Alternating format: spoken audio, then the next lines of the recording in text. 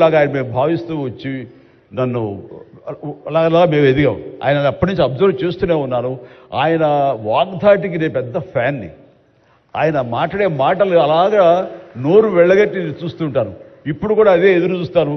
ఆయన ఎంత ఓపికగా మాట్లాడతారో తెలియదు, కానీ డెఫినెట్గా అలరిస్తారంటూ ఎలాంటి సందేహం లేదు.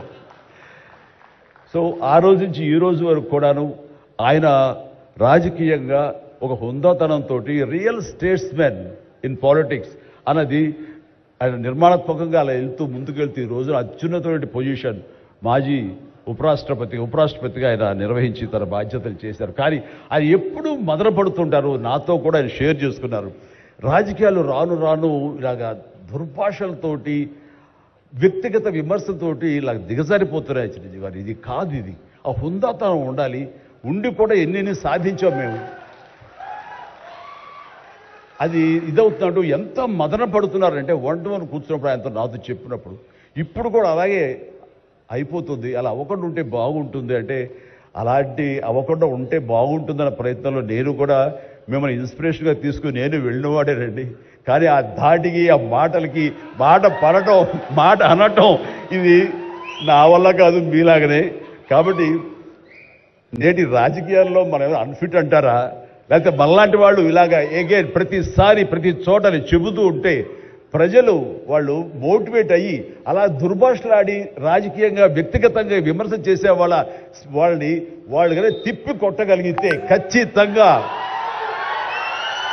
మీరనుకున్నది నేననుకున్నది జరిగి తీరుతుందండి. ఒక వాజ్పేయి గారు ఆ రోజుల్లో స్టేట్స్ మ్యాన్ అంటారు. ఆయనలాగా మళ్ళీ అంత హుందాతనం మళ్ళీ మనం ఈ రోజున మనం వెంకయ్యనాయుడు గారిలో చూస్తున్నాం. అయితే ఆయన రాజకీయంగా కొంచెం విశ్రమించారు కాబట్టి ఈ రోజున ప్రజలే ఆలోచించుకోవాలి. అలాగా నోరు జారే వాళ్ళని దుర్భాషలాడుతూ వ్యక్తిగత విమర్శలు చేసే వాళ్ళని తిప్పికొట్టే విధంగా నిర్ణయించే శక్తి మీకే ఉన్నది, మీరే నిర్ణయించుకోవాలని చెప్తున్నారు. ఈ రోజున రకరకాల రంగాలకు సంబంధించినటువంటి గొప్ప గొప్ప వ్యక్తులు వాళ్ళు గుర్తింపు వస్తుందా రాదా అని కాదు, అది వాళ్ళ ఇంట్రెస్ట్ కొద్ది. ఈ రోజున ఇక్కడ ఒక్కొక్కడు శిల్పకళాకారులు ఉన్నారు, అలాగే కొన్ని art forms of village rural సంబంధించిన వాళ్ళు ఉన్నారు, సమయ గారు ఇట్లాగా అలాగే రకరకాల కవులు ఉన్నారు. వీళ్ళందరూ కూడాను ఆ పని చేసుకుంటూ వెళ్ళిపోయి అదే మా జీవితం అదే మా ధ్యేయం అంటూ అలా ముందుకు వెళ్ళిపోయే దీంట్లో ఈ రోజున ప్రభుత్వాలు గుర్తించి వాళ్ళకి పద్మశ్రీ అవార్డులు ఇవ్వటం అన్నది, పద్మ అవార్డుతో గౌరవించుకోవడం అన్నది ఈ సందర్భంగా నేను వాళ్ళ గుర్తించినటువంటి భారత కేంద్ర ప్రభుత్వానికి నేను మనస్ఫూర్తిగా నా అభినందనలు తెలియజేస్తాను, నా సంతోషాన్ని వ్యక్తపరుస్తాను. దీనికి మరీ ముఖ్యంగా మన ప్రియతమ నరేంద్ర మోడీ గారు ప్రధానమంత్రి, ఆయన దీన్ని గుర్తించి అలాగా ఇవ్వడం జరిగింది. ఇక్కడ ఒక విషయం చెప్పొచ్చో చెప్పకూడదో తెలియదు, కానీ ఒక విషయం చెప్తాను. మధ్యాహ్నం నాకు అవార్డు మీకు ఇవ్వాలనుకుంటున్నాము, మీకు మీ కన్ఫర్మేషన్ కానీ మీ యొక్క ఆమోదం మాకు తెలియాలంటూ హోమ్ డిపార్ట్మెంట్ నుంచి ఫోన్ ఇచ్చినప్పుడు ఒక షాకు లోన్ అయ్యాను. అప్పటికి ముందు నుంచి స్పెక్యులేషన్స్ ఉన్నాయి, కానీ నాకు ఇవన్నీ కూడా వస్తాయి లేవు అనే దాని మీద ఎప్పుడో మీమాంస ఉండేది నాకు. వాళ్ళు చెప్పగానే సంతోషించాను. సో ఈవినింగ్ ఎన్నింటికి వస్తుందని వాళ్ళు 6-7 o'clock వస్తుంటే అప్పటి నుంచి అలా టీవీలు ముందు కూర్చున్నాను.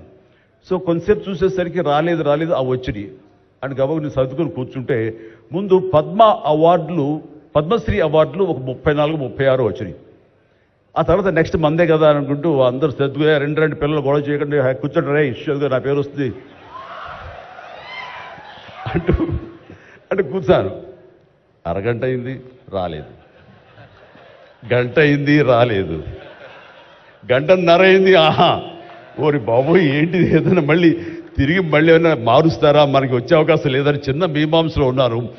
ఆ తర్వాత వచ్చిందనుకోండి. ఆ తర్వాత ఇదే డౌట్ నేను మన వెంకయ్యనాయుడు గారి ఇంటికి వెళ్ళి నేను ఆయన గౌరవంగా ఆయన సన్మానించుకున్నప్పుడు ఆయన ముందు చెబితే ఇదంతా కూడా నరేంద్ర మోడీ గారు ఒక ఆలోచన అండి.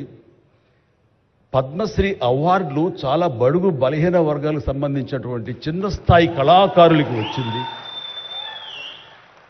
ఒకేసారి వెంకయ్యనాయుడు గారి పేరు, చిరంజీవి పేరు, పద్మ సుబ్రహ్మణ్యం పేరు, వైజయంతిమాల బాలి పేరు వస్తే కనుక అది సుస్పష్ట, అది ప్రముఖంగా వేసేస్తారు.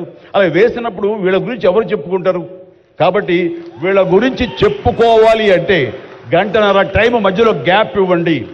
గంటన్నర వరకు వాళ్ళ గురించి చర్చ జరుగుతుంది. వాళ్ళు ఎవరు అంటారు, ఇక్కడ సమ్మయ్య ఎవరు, ఆచార్య గారు ఎవరు, ఇలా పేర్లని చెప్పుకుంటూ వాళ్ళ గురించి ఆలోచిస్తారు, చర్చించుకుంటారు.